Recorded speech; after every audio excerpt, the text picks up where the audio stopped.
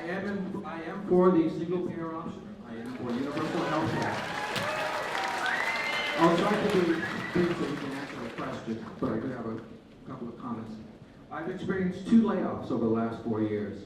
During the first layoff, I experienced a medical emergency where I had to go to the emergency room. I was hesitant because I didn't have health care. I was put in intensive care and had to stay overnight.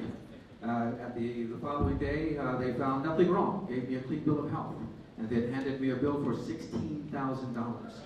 I'll repeat that number, $16,000. I'm currently unemployed, was laid off in February, and I currently do not have health care. And I would not make that choice again. I would think twice before going into that emergency room.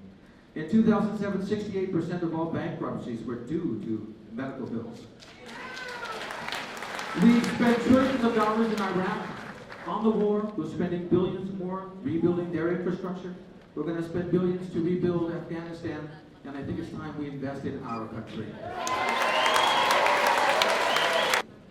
I need to raise the issue of the fact that at the present time, 85 members of your colleagues in the House, Congresswoman, co-sponsors of House Resolution 676, sponsored by Representative John Conyers of Michigan, a single-payer health care bill.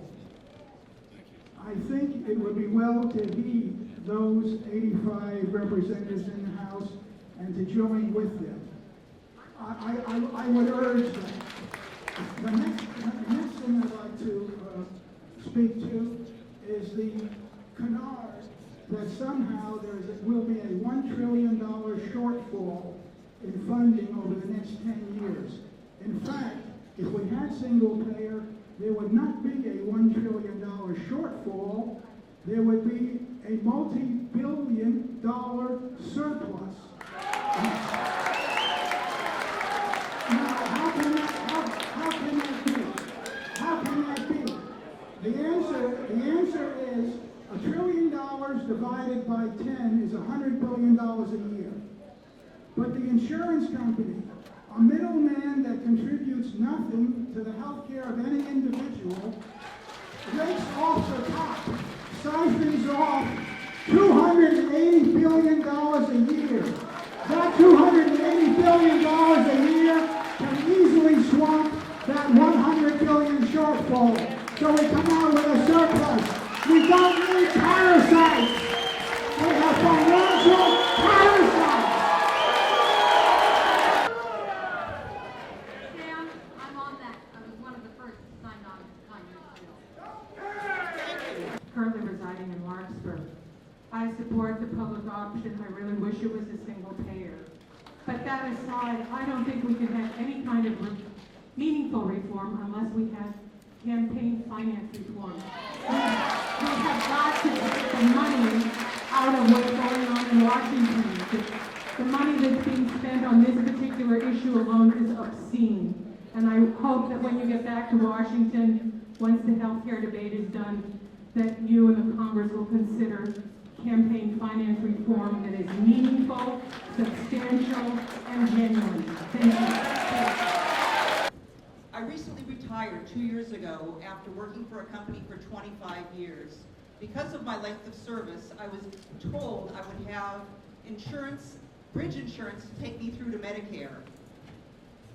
3 months ago, I received a cancellation letter from my company that has decided it's gone through new ownership and they've decided they do not want to support the program anymore, even though there are only 43 people left on the program. They'd already taken it away some generations back.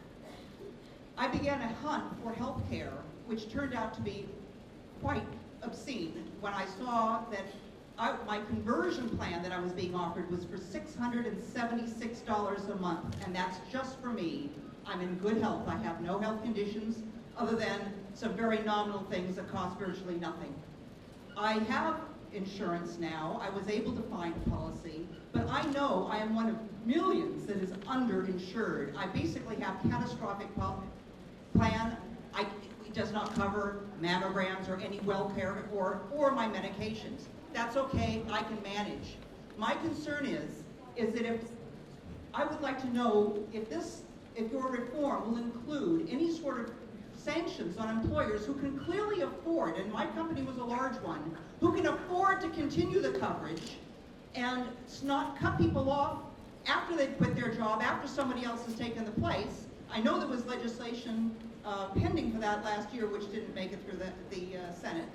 Also, I want to, there's a documented fact that Walmart and other large employers tinker with people's hours so that they have less than full-time hours and they are denied medical care and they're actually filtered into our medical system. I want to know if insurers or employers rather will be sanctioned for dumping their employees into a public option because they don't want to pay for it. First of all, we won't be dumping anybody into a public option. That'll be a good plan. But second of all employers of size will have to pay, depending on the size of their company, so much per payroll dollar into the system. So they will be responsible. And you will not lose your coverage when you leave. Thank you. Okay, here's the thing. We have 5 minutes. And if this woman, are you two kids together? No. Them and that man right there. That'll be it. Hi, my name is Renee Rico, and I'm from San Rafael, and I'm a Presbyterian pastor serving a congregation in Marin County. Hi, I am here to speak for my brother. My brother, his name is Randy, and he died a year ago in June.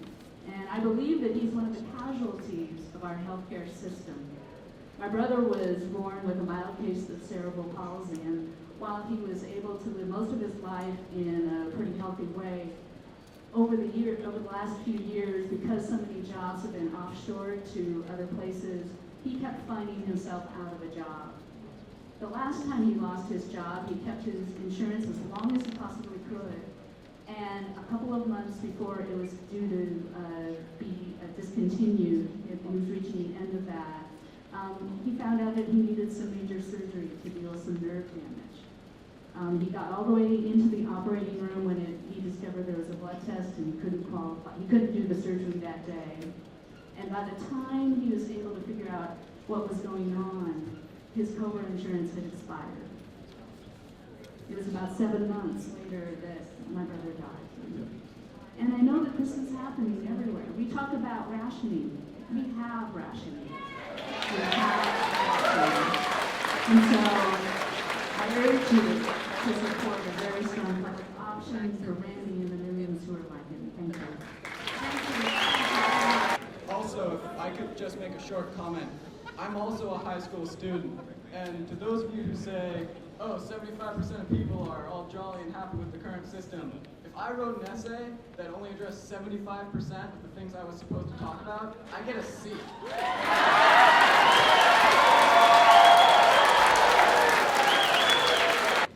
I've had employer health coverage for the last 15 years. For all those years, I paid without claims of any type. But meanwhile, in commuting to the financial district, every day I saw many homeless people without the most basic human rights. I wish that all the money that I have paid into healthcare, all of those years would have gone into helping homeless people, the people that actually need the healthcare. And I hope that for the rest of my life I can minimize my visits to the hospital, and what I pay into healthcare goes to help other people who cannot help themselves.